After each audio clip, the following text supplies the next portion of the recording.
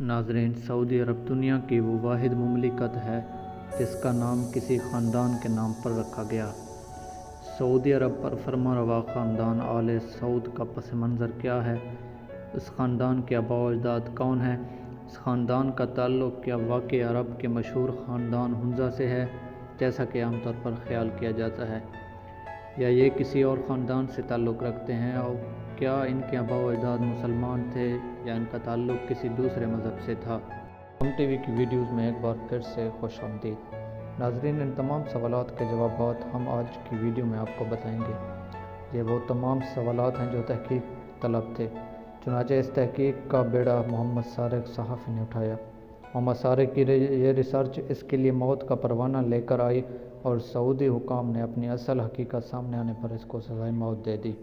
دوستو، محمد سارق کی ریسرچ کے مطابق 1851 ہجری میں قبیلہ حنزہ کی ایک شاخ المصالیق سے تعلق رکھنے والے کچھ افراد نے ایک تجارتی قافلہ تشکیل دیا جس کا مقصد عراق سے غذائی سامان خرید کر انہیں نجد لانا تھا۔ اس قافلے کا سالار سامی بن مسلول تھا۔ جب اس قافلے کا گزر بصرہ کے بازار سے ہوا تو قافلہ کے کچھ لوگوں نے اشیاء خوردونوش کے لیے بصرہ کے بازار کا رخ کیا۔ وہاں وہ ایک تاجر کے پاس پہنچے۔ یہ تاجر یہودی تھا۔ اس تاجر کا نام مردخائی بن ابراہیم بن موسیٰ تھا۔ خرید و فروخت کے دوران اس تاجر نے ان لوگوں سے پوچھا کہ تم لوگوں کا تعلق کہاں سے ہے؟ انہوں نے جواب دیا کہ ان کا تعلق حنزہ قبیلے کی ایک شاخ المصالیق سے ہے۔ یہ نام سننا تھا کہ یہودی کھڑا ہوا اور وہ ان میں سے ہر فرد سے بڑے بیتاب کے ساتھ گلے ملا۔ چنانچہ وہ یہودی حنزہ کے قبیلے المصالیق کی بہت عزت کرتا تھا۔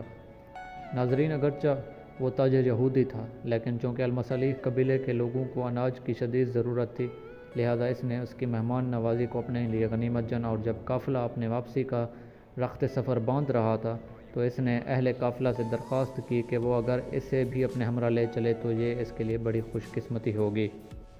چونکہ اس کے آباء و اجداد المصالیق قبیلے کے رہنے والے تھے اور بہت دنوں سے اس کی خواہش تھی کہ وہ اپنے آباء و اجداد کے وطن کو دیکھے، اور یوں وہ تاجر قافلے کے ساتھ نجد پہنچا۔ نجد پہنچ کر اس نے لوگوں سے راہ و رسم بڑھانا شروع کر دیا اور کئی افراد کو اپنے چرب زبانی کی بنا پر اپنے حلقہ اثر میں لانے میں کامیاب ہو گیا، لیکن غیر متوقع طور پر اسے وہاں القصیم سے تعلق رکھنے والے ایک مذہبی رہنما شیخ صالح السلمان عبداللہ کی مخالفت کا سامنا کرنا پڑا۔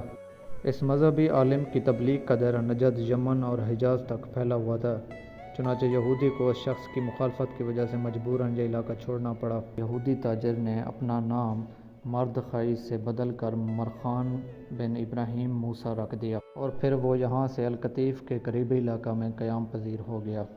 یہاں اس نے مقامی باشندوں میں اپنا اثر رسوخ بڑھانے کے لیے ایک من گھڑت کہانی کا سہارا لیا، اور کہانی یہ تھی کہ رسول صلی اللہ علیہ وسلم کے زمانے میں مسلمانوں اور کفار کے مابین لڑی جانے والی جنگ احد میں ایک کافر کے ہاتھ رسول پاک صلی اللہ علیہ وسلم کی ڈھال لگ گئی۔ اس کافر نے یہ ڈھال بنو کنیکہ کے ہاتھ فروخت کر دی۔ بنو کنیکہ نے اسے ایک بیش بہا خزانہ سمجھتے ہوئے اپنے پاس محفوظ رکھا، اور وہ ڈھال میرے پاس ہے۔ یہودی تاجر نے اس علاقے کے بدوؤں کے درمیان اس طرح کی کہانیاں پھیلانا شروع کر دیا۔ ایسے من گھڑت کہانیوں کے ذریعے وہ یہ ثابت کرنا چاہتا تھا کہ عربوں میں یہودی قبیلوں کا کتنا اثر ہے اور وہ کس قدر لائق احترام ہیں۔ اس نے اس طریقے سے عرب دیہاتوں، خانہ بدوشوں، بدو قبائل اور سادہ لو افراد میں اپنا ایک مقام و مرتبہ بنا لیا۔ آخر اس نے ارادہ کر لیا کہ وہ مستقل طور پر القطیف کے قریب قصبہ میں قیام کرے گا اور اسے اپنے سرگرمیوں کا مرکز بنائے گا۔ ناظرین، اس موقع پر دو قبائل، قبیلہ عجمان اور قبیلہ بنو خالد، اس یہودی کی اصلیت کو جان گئے اور فیصلہ کیا کہ اس فتنے کو یہاں ختم کر دیا جائے۔ دونوں قبائل نے باہم اس کے مرکز پر حملہ کر دیا اور اس کے قصبے کی اینٹ سے اینٹ بجا کر رکھ دی، لیکن وہ شخص جان بچا کر بھاگ نکلا اور العارض کے نزدیک المالی بید خصیبہ کے نام سے ایک فارم میں اس نے پناہ لے لی۔ یہاں العارض، جو ریاض کے نام سے جانا جاتا ہے، جو سعودی عرب کا دارالخلیفہ ہے، مردخائی نے اس فارم کے مالک، جو بہت بڑا زمیندار تھا، اس سے درخواست کی کہ وہ اسے پناہ دے۔ فارم کا مالک اتنا مہمان نواز تھا، اس نے مردخائی کی درخواست قبول کر لی اور اسے اپنے پاس پناہ دے دی، لیکن مردخائی کو اپنے میزبان کے پاس ٹھہرے ہوئے ایک ماہ ہی گزرا تھا کہ اس نے اپنے محسن اور اس کے اہل خانہ کو قتل کر دیا۔ اور بہانہ یہ کیا کہ ان تمام کو چوروں کے گروہ نے قتل کیا ہے، اور ساتھ ہی یہ دعویٰ کیا کہ اس افسوسناک واقعے سے قبل اس نے زمیندار سے تمام جائیداد خرید لی تھی۔ مرد خائی اس جگہ پر قبضہ جما لینے کے بعد اس جگہ کا نام تبدیل کر کے اپنے پرانے کھویا ہوا علاقہ کے نام پر دریا رکھا، اور قبضہ شدہ زمین پر فوراً ایک بڑا مہمان خانہ تعمیر کروایا جس کا نام اس نے مضافہ رکھا۔ یہاں رہتے ہوئے اس نے آہستہ آہستہ اپنے مریدین کا ایک حلقہ بنا لیا، جنہوں نے لوگوں کے درمیان یہ غلط طور پر مشہور کرنا شروع کر دیا کہ مرد خائی ایک مشہور عرب شیخ ہے۔ دریا میں اس نے کئی شادیاں کی جن کے نتیجے میں وہ درجن بچوں کا باپ بنا۔ اس نے اپنے ان تمام بیٹیوں کے نام خالص عرب ناموں پر رکھے۔ یہودی مرد خائی کی یہ ایک اولاد ایک بڑے عرب خاندان کی شکل اختیار کر گئی۔ اس خاندان کے لوگوں نے مرد خائی کی نقش قدم پر چلتے ہوئے غیر قانونی طریقوں سے لوگوں کی زمین ہتھیانا شروع کر دیا اور ان کے فارموں پر قبضہ کرنا شروع کر دیا۔ اب یہ اس قدر طاقتور ہو گئے کہ جو کوئی بھی ان کی شر انگیزیوں کے خلاف آواز اٹھاتا اسے قتل کروا دیتے۔ یہ اپنے مخالف کو زیر کرنے کے لیے ہر حربہ استعمال کرتے۔ اپنے اثر و رسوخ کو مزید بڑھانے کے لیے انہوں نے رابیہ، حنزہ اور المصالیح جیسے مشہور عرب قبائل کو اپنی بیٹیاں دی۔